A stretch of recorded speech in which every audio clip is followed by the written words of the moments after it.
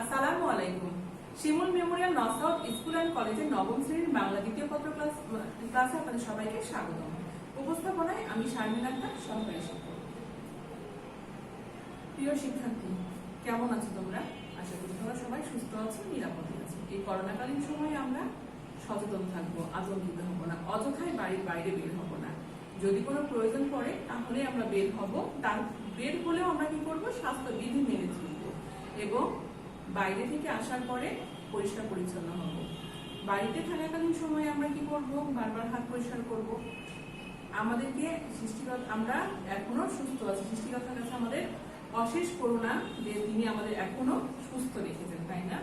আমরা তার কাছে প্রার্থনা করব এবং সবার সুস্থতা কামনা করব। সবাই ঘরে থাকবে এবং সুস্থ থাকবে। আজকে আমরা তোমাদের সাথে যে আলোচনা করব চতুর্থ অধ্যায়ে চতুর্থ পরিচ্ছেদ, যেখানে আছে সমাপিকা ক্রিয়া, অসমাপিকা ক্রিয়া এবং যৌগিক ক্রিয়া প্রয়োগ। কিভাবে আমরা এটা ব্যবহার করব সেই সমস্ত কিছু আমরা আলোচনা করব। এই অধ্যায় পড়ার পরে তোমরা যা শিখবে সেটা হচ্ছে সমাপিকা ক্রিয়া কিভাবে গঠন করা হয় সেই সম্পর্কে তোমরা জানতে পারবে, অসমাপিকা ক্রিয়া সম্পর্কেও জানতে পারবে, আর পারবে যৌগিক ক্রিয়া সম্পর্কে। তাহলে আমরা আলোচনায় চলে আসি। আজকে আমাদের আলোচ্য বিষয়গুলা কি কি দেখে নাও এবং খাতায় চট করে উঠে নিবে। সমাপিকা ক্রিয়ার গঠন, অসমাপিকা ক্রিয়ার গঠন, অসমাপিকা ক্রিয়ার কর্তা, অসমাপিকা ক্রিয়ার ব্যবহার, যৌগিক ক্রিয়া মূল্যায়ন। এই বিষয়বস্তুগুলো তোমরা খাতায় উঠিয়ে নিবে।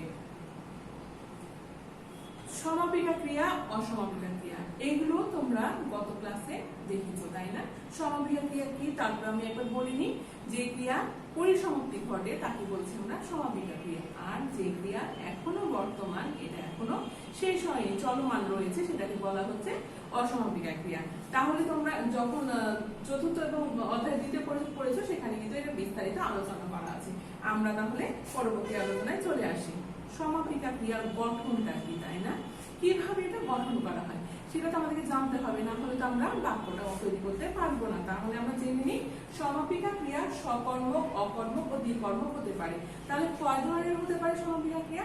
3 ধরনের। একটা হচ্ছে সকর্মক, একটা অকর্মক এবং দ্বিকর্মক।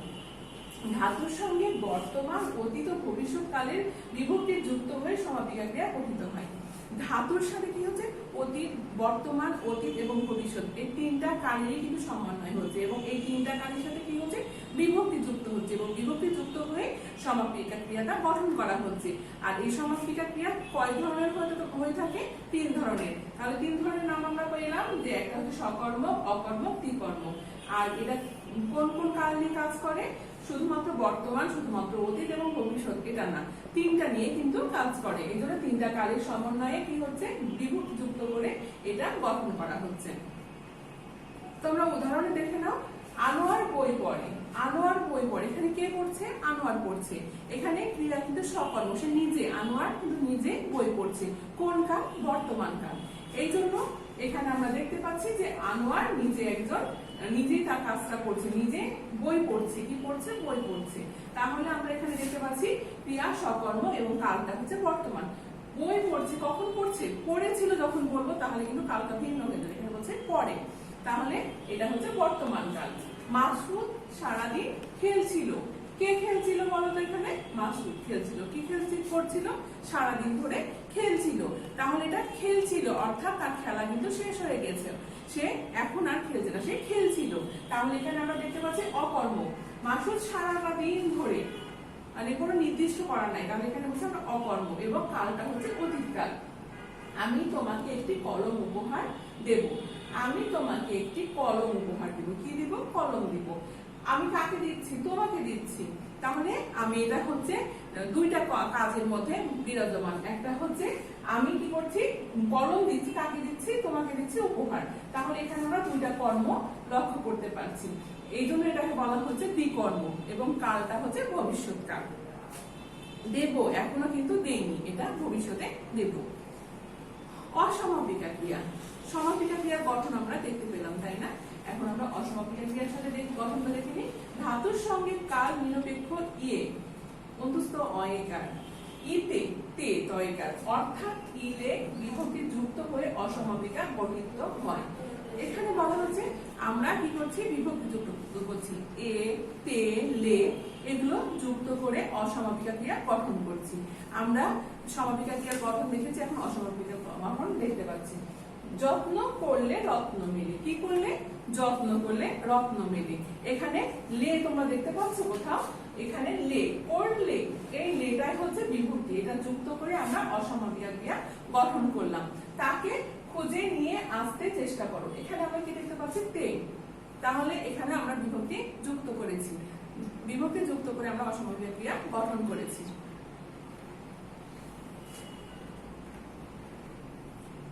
এবার আমরা আসি অসমাপিকা ক্রিয়ার কর্তা। কিভাবে কর্তা কাজ করে আমরা সেটা দেখব। অসমাপিকা ক্রিয়া ঘটিত বাক্যে একাধিক প্রকার কর্তা থাকে, একাধিক ধরনের কর্তা থাকবে। এখানে দেখো, এক কর্তা বাক্যস্থিত সমাপিকা ও অসমাপিকা ক্রিয়ার কর্তা এক বা একাধিক হতে পারে। তাহলে আমরা দেখতে পাচ্ছি এটা এক বা অভিন্ন হতে পারে। উদাহরণ দেখো, তুমি চাকরি পেলে আর কি দেশে আসবে? এখানে কি বলছে? পেলে। তো এটা হচ্ছে অসমাপ্ত, সমাপ্ত হয়নি। এটা হলো সে চাকরি যখন পাবে তখনই কিন্তু সে দেশে আসবে, তাই বলা হচ্ছে তুমি চাকরি পেলে দেশে আসবে। পেলে, এখানে পেলেটা হচ্ছে অসমাপিকা ক্রিয়া এবং আসবে হচ্ছে সমাপিকা ক্রিয়া। তুমি চাকরি পেলে আর কি দেশে আসবে, আসবেটা হচ্ছে সমাপিকা। সে যখন চলে আসবে তখন সেটা কাজটা পরিপূর্ণ হচ্ছে, পরিসমাপ্তি ঘটছে। এখানে কি হলো? দুইটা ক্রিয়া দেখা যাচ্ছে যে একটা সমাপিকা এবং অসমাপিকা দুটাই ব্যবহার হচ্ছে।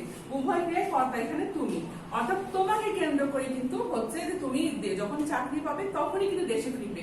এখানে সমাপিকা এবং অসমাপিকা উভয় কর্তাই হচ্ছে তুমি নিজে। এখানে আমরা দেখতে পাচ্ছি যে কর্তা এক বা অভিন্ন হতে পারে।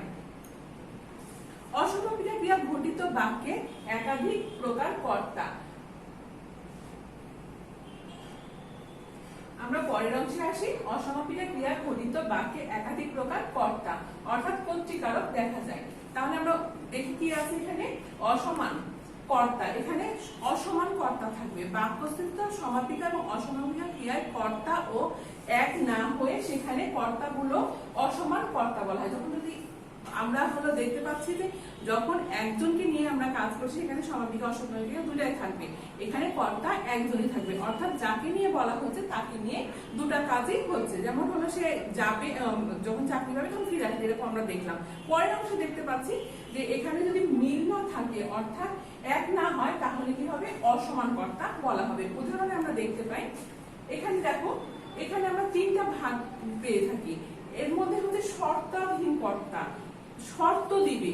আমরা যখন কোনো কিছু করার সময় বলি না যে এটা করলে তুমি যদি এটা করো তাহলে আমি এটা করতে পারি, এইরকম টাইপের আমরা দেখতে পাচ্ছি শর্ত দিচ্ছে। এই জাতীয় বাক্যে কর্তাদের ব্যবহৃত শর্তাধীন হতে পারে। যেমন তোমরা বাড়ি এলে আমি রওনা হব। তোমরা যদি বাড়ি আসো, তোমাদের আসার পরে কিন্তু আমি রওনা হব। তাহলে এটা কার উপরে নির্ভর করছে? তোমার উপরে নির্ভর করছে। তুমি আসলে তবে আমি চলে যাব। তাহলে এখানে আমরা কি করছি? রওনা দিচ্ছি, যে হলো তুমি আসলে আমি রওনা দিব। তাহলে এখানে এলে অসমাপিকা ক্রিয়া, কর্তা এবং তোমরা ও রওনা হব সমাপিকা ক্রিয়া।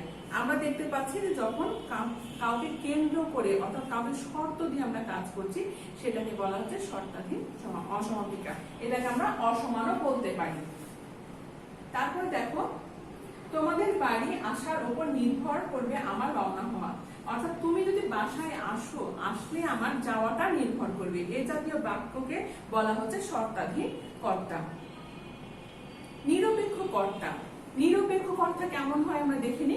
শর্তাধীন না হয়েও সমাপিকা ও অসমাপিকা ক্রিয়া ভিন্ন ভিন্ন কর্তৃপদ থাকতে পারে। শর্ত না দিয়ে যদি আমরা কোনো বাক্য বলি অর্থাৎ সমাপিকা বা অসমাপিকা ক্রিয়া এটা বলে থাকি, এখানে কর্তৃপদ ভিন্ন হতে পারে বা ভিন্ন ভিন্ন থাকতে পারে। সেই ক্ষেত্রে প্রথমটা কি হবে? প্রথমটাকে বলা হচ্ছে, প্রথম কর্তৃপদটিকে বলা হচ্ছে নিরপেক্ষ কর্তা। যেমন সূর্য অস্তমিত হলে যাত্রী দল পথ চলা শুরু করলো। এখানে সূর্যের সাথে কিন্তু কোনো সম্পর্ক আমরা দেখতে পাচ্ছি না, সূর্য হচ্ছে নিরপেক্ষ কর্তা। সূর্য যদি হলো অস্তমিত হয়, যাত্রী দল পথ চলা শুরু করলো, মানে এখানে আমরা কোনো সম্পর্ক দেখতে পাচ্ছি না, অর্থাৎ সূর্যটা সম্পূর্ণ নিরপেক্ষ ভাবে ভূমিকা পালন করছে, এই জন্য এটাকে বলা হচ্ছে নিরপেক্ষ কর্তা। অসমাপিকা ক্রিয়ার ব্যবহারটা কিভাবে হয় আমরা দেখে নিই। ইলে অর্থাৎ লে বিভক্তি যুক্ত করে আমরা অসমাপিকা ক্রিয়ার ব্যবহার দেখব। কার্য পরম্পরা বোঝাতে। এখানে আমরা ক্ষেত্র, কোন ক্ষেত্রে কোনটা ব্যবহার করবো সেই ক্ষেত্রগুলো আমরা দেখবো, অর্থাৎ ব্যবহার বিধিটা আমরা জানবো। 4টা বাজলে স্কুল ছুটি হবে। কয়টা বাজলে বলতো? 4টা বাজে। এখানে আমরা কি বলছি? এটাকে বলা হচ্ছে কার্য পরম্পরায়, অর্থাৎ 4টার সময়টাকে বোঝাচ্ছে কোন কাজের জন্য 4টা বাজলে কিছু হবে, স্কুল ছুটি হবে। এটা হচ্ছে অসমাপিকা ক্রিয়া।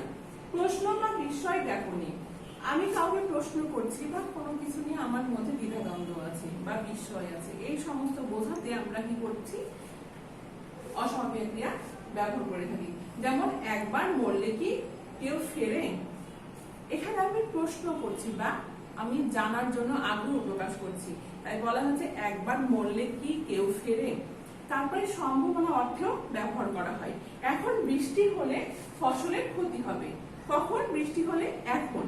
এটা হচ্ছে সম্ভাবনা। এখানে বৃষ্টি হচ্ছে বা বৃষ্টি চলছে সেটা বোঝাচ্ছে না, সম্ভাবনার ক্ষেত্রে আমরা বলছি যে এখন বৃষ্টি হলে ফসলের ক্ষতি হবে। সাপেক্ষতা বোঝাতে বলছে তিনি গেলে কাজ হবে। কে গেলে? তিনি গেলে। তিনি গেলে তার যাওয়ার প্রেক্ষিতে আমরা কিন্তু কাজটা করতে পারবো, তাই বলা হচ্ছে যে সাপেক্ষতা বোঝাতেও আমরা অসমাপিক ক্রিয়া ব্যবহার করে থাকি। দার্শনিক সত্য প্রকাশে, জন্মিয়ে মরতে হবে, অমর কে কোথায় কবে, অর্থাৎ যদি আমরা জন্মগ্রহণ করি তবে কিন্তু আমরা মারা যাবো, এটা আমাদের নিশ্চিত। এটা হচ্ছে দার্শনিক সত্য। এটা মানে অসত্য বা মিথ্যা হওয়ার কোনো সম্ভাবনা নাই। যার জন্ম হয়েছে তার মৃত্যু হবে। বিবিধ নির্দেশে কি বলছে? এখানে প্রচারপত্র লাগালে ফৌজদারিতে সোপর্দ হবে। এখানে বিধি নিষেধ, নোটিশ দিয়ে দিন আমরা। এখানে নোটিশে লেখা আছে যে এখানে যদি প্রচারপত্র লাগানো হয় তাহলে কি করা হবে? ফৌজদারিতে সোপর্দ করা হবে। এখনো কিন্তু করা হয়নি, তাহলে এটা কি হচ্ছে? অসমাপিকা ক্রিয়া। সম্ভাবনার বিকল্পে, সম্ভাবনার বিকল্পে যদি বলি তাহলে দেখতে পাচ্ছি আজ গেলেও যা, কাল গেলেও তা। এটা হচ্ছে সম্ভাবনা বিকল্প অর্থে।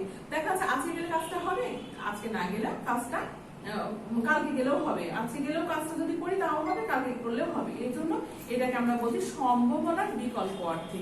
আর পরিণতি বোঝাতে বলছে বৃষ্টিতে ভিজলে সর্দি হবে। আমরা তো জানি যে আমাদের ক্ষতি হয় কোন কাজটাতে, সেই কাজটা করলে তো আমরা বুঝতে পারছি যে এটা করলে আমাদের ক্ষতি হবে। এই জন্য এটাকে বলা হচ্ছে পরিণতি বোঝাতে, বৃষ্টিতে ভিজলে সর্দি হবে। পরের অংশে আসি এ বিভক্তিযুক্ত অসমাপিকা ক্রিয়ার ব্যবহার। কিভাবে ব্যবহার করি? অন্তরতা বা পর্যায় বোঝাতে। অন্তরতা বা পর্যায়, তাই না? হাত মুখ ধুয়ে পড়তে বসো। এখানে একটার পর একটা কাজ করাকে বোঝাচ্ছে। ধরো প্রথমে আমরা কি করছি? হাত মুখ সব ধুচ্ছি, ধরার পরে কি বলছে? আমাকে পড়তে বসতে বলছি। এটা হচ্ছে একটার পর একটা কাজ করা, পর্যায়ক্রম। সেই পর্যায়ক্রম বোঝাতে আমরা এর প্রত্যয় ব্যবহার করবো, বিভক্তি ব্যবহার করছি, করে বলছি যে হাত মুখ ধুয়ে। এই যে এখানে দেখতে পাচ্ছ এটা হলো বিভক্তি, পড়তে বসো। হেতু অর্থে ছেলেটি কুসঙ্গে মিশে নষ্ট হয়ে গেল। হেতু মানে কোনো, আমরা বলি না কারণ বোঝায় না, সেই কারণটা হচ্ছে হেতু বলা হচ্ছে।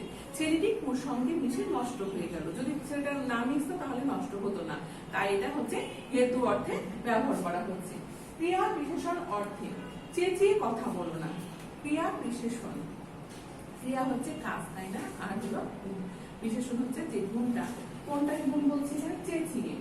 চেঁচিয়ে কথা বলো না। কথা বলাটা কিন্তু কাজের মধ্যে আছে, তাই বলা হচ্ছে চেঁচিয়ে কথা বলো না। এইভাবে আমরা অসমাপিকা ক্রিয়ার ব্যবহারগুলা করে থাকবো। পরের অংশে দেখো ক্রিয়ার অবিচ্ছিন্নতা বোঝাতে। ক্রিয়ার অবিচ্ছিন্নতা, এটা হচ্ছে অংশের মিল নেই, অমিল যেটাকে বলা হচ্ছে। হৃদয়ের কথা কহিয়া কহিয়া গাইয়া গান। হৃদয়ের কথা কহিয়া কহিয়া, মানে বিচ্ছিন্ন ভাবে এটা বলা হচ্ছে যে হৃদয়ের কথা কহিয়া কহিয়া গাইয়া গান। তারপর দেখো ভাববাচক বিশেষ্য গঠনে। ভাব, কোনো কিছু করবো সেই চিন্তা ভাবনা মনের মধ্যে যখন থাকে সেটাকে আমরা হচ্ছে ভাব, তাই না? এখানে কি বলছে? সেখানে গিয়ে আর কাজ নেই। এটা আমি মনে মনে ভাবছি, এটাকে বলা হচ্ছে ভাববাচক বিশেষ্য। এটা দিয়ে আমরা বলছি সেখানে গিয়ে আর কাজ নেই। অব্যয় পদে অনুরূপ। অব্যয় কোনগুলা বলতো? আমরা এর আগে তো অব্যয় জেনেছি, তাই না? এরকম সুতরাং, যেহেতু, এইরকম ভাবে অব্যয় এই পদে যখন অনুরূপ ব্যবহার হয় তখন আমরা কি উদাহরণ? ঢাকায় গিয়ে বাড়ি যাব। কোথায় গিয়ে? ঢাকায় যাব আমি, তারপরে আমি বাড়ি যাব। এটা হচ্ছে অব্যয় পদে অনুরূপ ব্যবহার করা হচ্ছে। ইতে বিভক্তি যুক্ত হয়ে, ইতে বিভক্তি যুক্ত হয়ে কিভাবে অসমাপিকা ক্রিয়া হয় দেখে নিই। ইচ্ছে প্রকাশে, যখন আমি কোনো কিছু ইচ্ছে প্রকাশ করব তখন আমি কিভাবে তে বিভক্তি ব্যবহার করব দেখে নিই। এখন আমি যেতে চাই, এখানে তে, এটা হলো তে বিভক্তি করে আমি ইচ্ছা প্রকাশ করছি, এখন আমি যেতে চাই। উদ্দেশ্য বা নিমিত্তে অর্থে মেলা দেখতে ঢাকা যাব, মেলা দেখতে ঢাকা যাব। আমার উদ্দেশ্য কি? আমার উদ্দেশ্য হচ্ছে মেলা দেখা, এই জন্য আমি কোথায় যাব? আমি ঢাকায় যাব। মেলা দেখার জন্য আমাকে ঢাকায় যেতে হবে। সমর্থ বোঝাতে খোকা এখন হাঁটতে পারে। কে হাঁটতে পারে? খোকা। এটা হচ্ছে খোকার যোগ্যতা, অর্থাৎ তার সামর্থ্যটাকে বলা হচ্ছে যে খোকা এখন হাঁটতে পারে। বিধি বোঝাতে, বিধি অর্থাৎ নিয়ম নীতি। বাল্যকালে বিদ্যা অভ্যাস করতে হয়। কোথায় কখন করতে হবে আমাদের বিদ্যা অভ্যাস? বিদ্যা অভ্যাসটা কি? পড়াশোনা করা, এটা বাল্যকালে করতে হবে। এটা হচ্ছে বিধি অর্থাৎ নিয়মকে বোঝাচ্ছে, যে বিধি অর্থে যখন আমরা ব্যবহার করবো তখন বলছে বাল্যকালে বিদ্যা অভ্যাস করতে হয়। দেখা বা জানা অর্থে, দেখা বা জানা অর্থে, দেখা বা জানা অর্থাৎ হয়তোবা নিজের চোখে দেখছি বা জানছি। কিভাবে জানছি? দেখো এখানে বলছে রমলা গাইতে জানে। কে গাইতে জানে? রমলা। এটা হচ্ছে আমি জানি, এটা হলো জানা অর্থে আমরা বলছি রমলা গাইতে জানে। আবশ্যকতা বোঝাতে এখন ট্রেন ধরতে হবে। কখন ধরতে হবে? ট্রেন এখন ধরতে হবে, এটা আমার ধরা আবশ্যক। এটা হচ্ছে আবশ্যকতা অর্থে অসমাপিকা ক্রিয়ার ব্যবহার। সূচনা বোঝাতে রানী এখন ইংরেজি পড়তে শিখেছে। সূচনা হয়েছে, অর্থাৎ রানী এতদিন পড়তে পারতো না, তার এখন শুরু হয়েছে, এই জন্য বলা হচ্ছে সূচনা অর্থে রানী এখন ইংরেজি পড়তে শিখেছে। বিশেষতাবাচকতায় লোকটাকে দৌড়াতে দেখলাম। কাকে দেখলাম? লোকটাকে। কি করছে? দৌড়াচ্ছে। এটা তার গুণে, মানে অর্থাৎ তিনি কি করছে? দৌড়ে যাচ্ছে। ক্রিয়াবাচক বিশেষ্য গঠনে তোমাকে তো এই গ্রামে থাকতে দেখিনি, অর্থাৎ এখানে ক্রিয়াবাচক বিশেষ্য তোমাকে, কাকে? তোমাকে এখনো সে এই গ্রামে কখনো দেখেনি, তাই বলছে তোমাকে তো এই গ্রামে থাকতে দেখিনি। অনুসর্গ রূপে কোন দেশেতে তরুলতা সকল দেশের চাইতে শ্যামল। কোন দেশে? অনুসর্গ বোঝাচ্ছে। উপসর্গ অনুসর্গ আমরা পড়েছি না, সেই উপসর্গ অনুসর্গ থেকে আমরা পাচ্ছি অনুসর্গ। অনুসর্গ রূপে কোন দেশেতে তরুলতা সকল দেশের চাইতে শ্যামল। তারপরে আসি বিশেষের সঙ্গে অন্যয় সাধনে। অন্যয় সাধনে কি দেখছি? দেখিতে বাসনা মাগো তোমার চরণ। এখানে আমরা অন্যয় সাধন করছি বিশেষের সাথে। কার সাথে? বিশেষের সাথে। দিয়ে বলছি আমরা দেখিতে মাগো বাসনা মাগো তোমার চরণে। বিশেষণের সঙ্গে অন্যয় সাধনে। পদ্ম ফুল দেখতে খুব সুন্দর, তাই না? পদ্ম ফুল দেখতে সুন্দর। এবার আসি আমরা ইতে বিভক্তি যুক্ত হলে কিভাবে সমাপিকা দ্বিতীয় ভাবে প্রকাশ বা প্রয়োগ হয়। নিরন্তরতা প্রকাশে কাটিতে কাটিতে ধান এলো বর্ষা। কাটিতে কাটিতে ধান অর্থাৎ কাজ করতে করতে, চলতে চলতে এখানে আমরা ক্রিয়া ব্যবহার দেখতে পাচ্ছি যে দ্বিত্ব, অর্থাৎ দুইবার ব্যবহার হচ্ছে। কাটিতে কাটিতে, যদি আমরা বলতাম কাটতে ধান এলো বর্ষা, তাহলে বাক্যটা শুনতে ভালো লাগতো না এবং এখানে আমাদের সঠিক অর্থ প্রকাশ পেত না। এখানে আমাদের চলমান কাজটা, তাই বলছে কাটিতে কাটিতে ধান এলো বর্ষা। সমকাল বোঝাতে সেউতিতে পদ দেবী রাখিতে রাখিতে, সেউতিতে পদ দেবী রাখিতে রাখিতে, সেউতি হইল সোনা দেখিতে দেখিতে। অর্থাৎ এখানে একটা হিন্দু দেবতার কথা বলা হচ্ছে, তাই না? তিনি কি করছে? ওই নৌকার ওপর, অর্থাৎ নৌকার উপরে তার পা যখন রাখলো তখন কি হইলো? নৌকাটা সোনা হয়ে গেল। তাই বলছে রাখিতে রাখিতে আর দেখিতে দেখিতে। এখানে আমরা দ্বিতীয় প্রয়োগ দেখতে পাচ্ছি। এখানে একটা দেখো নিয়ম আছে, আমরা নিয়মটা বলে দিই, যেটাকে বলা হচ্ছে টিকা। রীতিসিদ্ধ প্রয়োগের ক্ষেত্রে সমাপিকা ক্রিয়া অনুপস্থিত থেকে অসমাপিকা ক্রিয়ার ব্যবহারে বাক্য গঠিত হতে পারে। এখানে বলছে রীতিসিদ্ধ, মানে এটা আমরা বলি না চিরন্তন সত্য বা চিরাচরিত কোনো এটা হলো নিয়মের মধ্যে পড়ে না, ঠিক সেই রকম ভাবে বলা হচ্ছে রীতিসিদ্ধ প্রয়োগের ক্ষেত্রে সমাপিকা ক্রিয়ার অনুপস্থিত থেকে অসমাপিকা ক্রিয়া বাক্যে ব্যবহৃত হতে পারে। যেমন হচ্ছে গরু মেরে জুতা দান। এবার আমরা আসি যৌগিক ক্রিয়া। যৌগিক ক্রিয়া গঠন কিভাবে হয় দেখো। অসমাপিকা ক্রিয়ার পরে যা, পর, দেখ, লাগ, ফেল, আস, উঠ, দে, ল, থাক প্রভৃতি ধাতু থেকে সমাপিকা ক্রিয়া গঠিত হলে উভয় মিলিতভাবে যৌগিক ক্রিয়া তৈরি করে। এইসব যৌগিক ক্রিয়া বিশেষ অর্থে প্রকাশ করে। এখানে আমরা দেখতে পাচ্ছি ধাতু। ধাতু আমরা পড়েছি না, যা, পর, লে, দেখ, ফেল, এরকম ভাবে আমাদের অসংখ্য ধাতু আছে। যে ধাতুগুলো কি করছে, সমাপিকা ক্রিয়া গঠিত হতে উভয় মিলে কি করছে, একটা যৌগিক ক্রিয়া গঠন করছে। ওগুলোর সাহায্যে আমরা সমাপিকা ক্রিয়ার সাথে যুক্ত হয়ে একটা বাক্য তৈরি করছি। এটাকে বলা হচ্ছে যৌগিক ক্রিয়া বিশেষ অর্থে প্রকাশ করে। যৌগিক ক্রিয়া বিশেষ অর্থে প্রকাশ করে থাকে। যেমন আমরা দেখি যা ধাতু দিয়ে কি হচ্ছে, সমাপ্তি অর্থে বৃষ্টি থেমে গেল, বৃষ্টি থেমে গেল। তারপরে বলছে অবিরাম অর্থে গায়ক গেয়ে যাচ্ছে, ক্রমশ অর্থে চা জুড়িয়ে যাচ্ছে, সম্ভাবনা অর্থে এখন যাওয়া যেতে পারে। এখানে অর্থাৎ যা ধাতু দিয়ে আমরা বাক্য প্রয়োগ করলাম।